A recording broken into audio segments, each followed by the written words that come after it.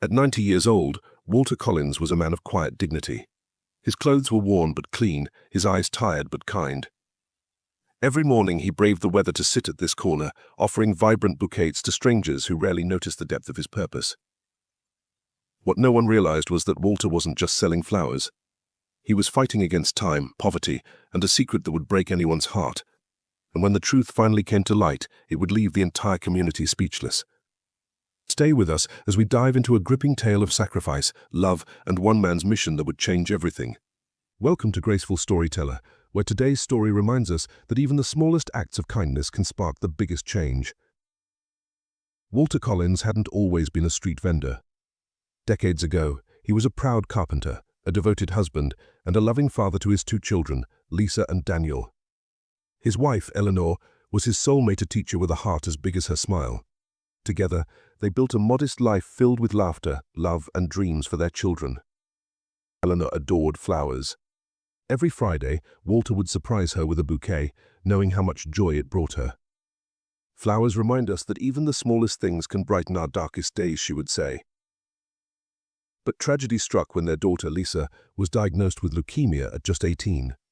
Walter and Eleanor poured everything they had emotionally and financially into her treatment, but it wasn't enough. Losing Lisa shattered them.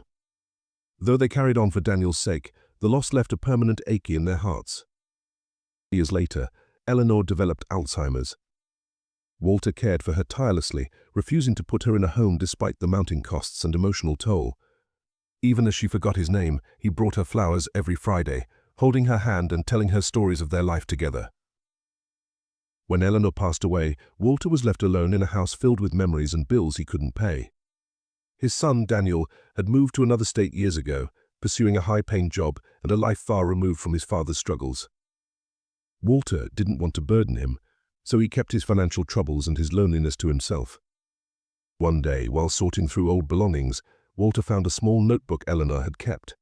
Inside were her dreams for their family, including a final, heartbreaking entry: "If anything happens to me, I hope Walter finds a way to spread kindness, the way flowers spread joy. It's who he is. It's who we've always been." That was the day Walter decided to sell flowers. But not for himself. He had a bigger, secret purpose. Walter began selling flowers on the corner of Maple and 7th. At first, people barely noticed him. But over time, his warm smile and gentle demeanor drew people in.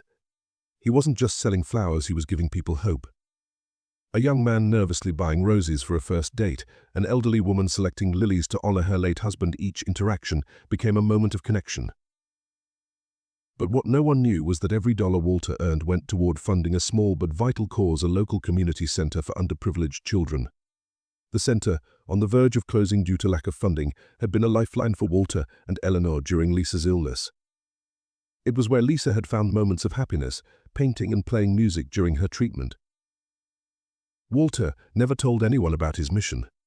He simply handed over his earnings to the center's director each week, insisting it remain anonymous. "This is for the children," he'd say. "They deserve a chance."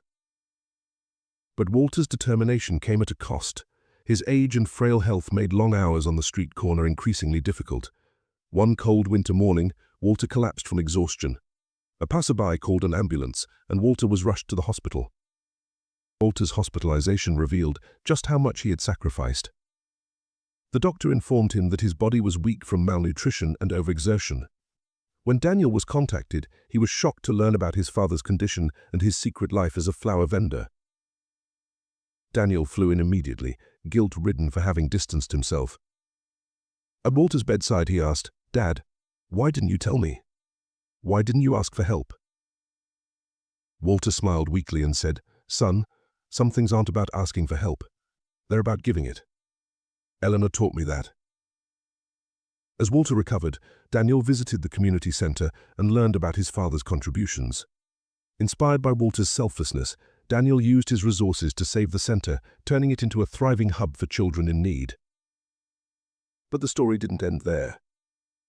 A journalist who had witnessed Walter's collapse wrote an article about the flower man and his mission. The story went viral, and soon, people from all over the city came to Walter's corner, buying flowers and donating to the community center.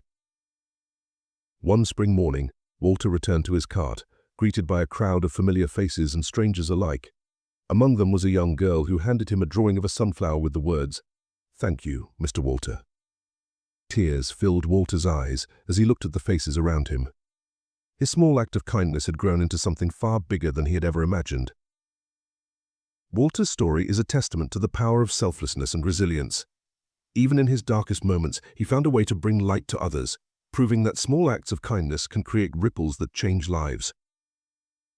So, the next time you see someone selling flowers or hear about someone struggling in silence, take a moment to connect. A kind word, a helping hand, or even just a smile can make all the difference. And if Walter's story inspired you, consider how you can spread kindness in your own life. Share this story, support your local community, or simply take a moment to brighten someone's day. Because, as Walter showed us, even the smallest bloom can grow into a garden of hope.